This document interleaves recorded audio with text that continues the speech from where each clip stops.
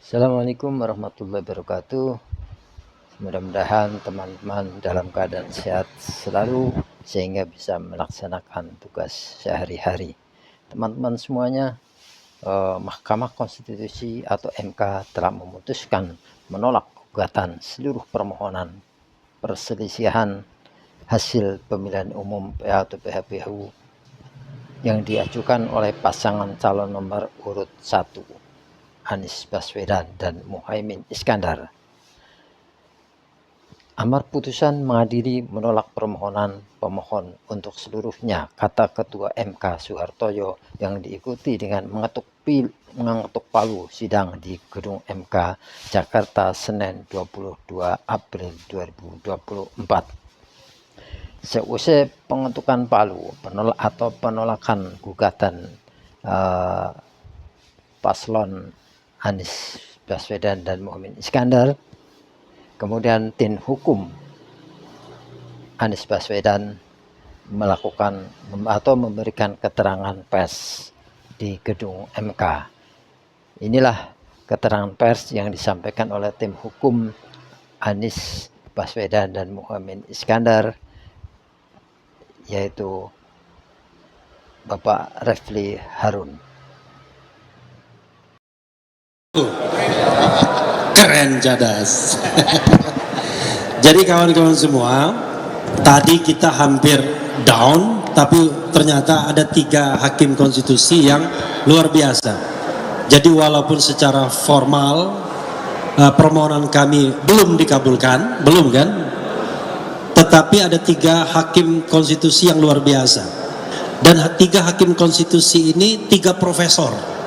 Profesor Saldi Isra, Profesor Eni Nurbaningsi. Saldi Isra dari Universitas Andalas Padang, Eni Nurbaningsi dari UGM, dan Profesor Arif Hidayat dari Undip. Itu menunjuk, dan mereka adalah hakim-hakim senior dibandingkan hakim-hakim yang baru. Bahkan ada yang baru sama sekali kan, 2 hakim. Jadi kalau kita ingin melihat putusan yang mencerdaskan adalah apa yang disampaikan 3 dissenter ini, itu satu. Yang kedua, yang menarik adalah kalau cara pendekatan sengketa pilpres seperti 5 hakim konstitusi, maka tidak akan pernah permohonan pilpres itu dikabulkan dalam speedy trial seperti ini. Tadi kan dikatakan tidak cukup bukti, kemudian tidak menyertakan saksi dan ahli dan lain sebagainya. Padahal mereka sendiri mengatakan membatasi saksi dan ahli 19 saja. Jadi kan tidak mungkin, dan itu cuma diberikan waktu 1 hari untuk membuktikan. Sementara dalam pemaparan mereka kemudian bicara hal-hal yang detail satu-satu dan menuntut pembuktian yang lebih.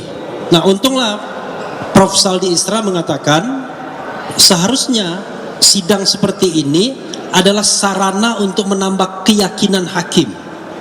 Apa keyakinan hakim yang misalnya disampaikan Saldi Isra? 2 hal yang paling menonjol dan saya yakin diyakini kita semua, yaitu bansos itu digunakan untuk pemenangan 02, diyakini oleh Saldi Isra dan terbukti.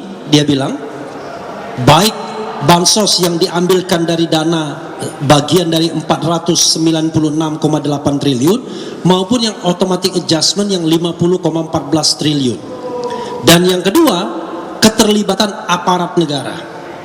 Itu jelas juga disampaikan Saldi Isra. Nah, kalau kita lihat komplain masyarakat, civil society termasuk yang amicus curiae, itu rata-rata bicara soal kecurangan pemilu yang bermuara pada penggunaan dana negara dan penggunaan aparat negara. Dan itu adalah bahaya laten pemilu yang tidak jujur dan tidak adil serta tidak demokratis dimanapun. Terakhir, alhamdulillahirrabbilalamin, sebenarnya tim 01 tidak kalah dengan 03. Justru kami menang. Semua dalil yang mereka ajukan itu ditolak, yang mengatakan bahwa Mahkamah Konstitusi hanya 02, Mahkamah hitung-hitungan, 02 ya, Mahkamah hitung-hitungan dengan 6 ahlinya. Ternyata mereka ditolak. termasuk juga eksepsi mereka ditolak. Nah, cuma kita dikalahkan oleh 5 hakim konstitusi yang menganggap yang apa yang kita sampaikan belum cukup. Itu saja, dan kami terus berbahagia dan berbangga, dan mudah-mudahan demokrasi kita hidup ke depannya. Wassalamualaikum warahmatullahi wabarakatuh. Keren Jadas.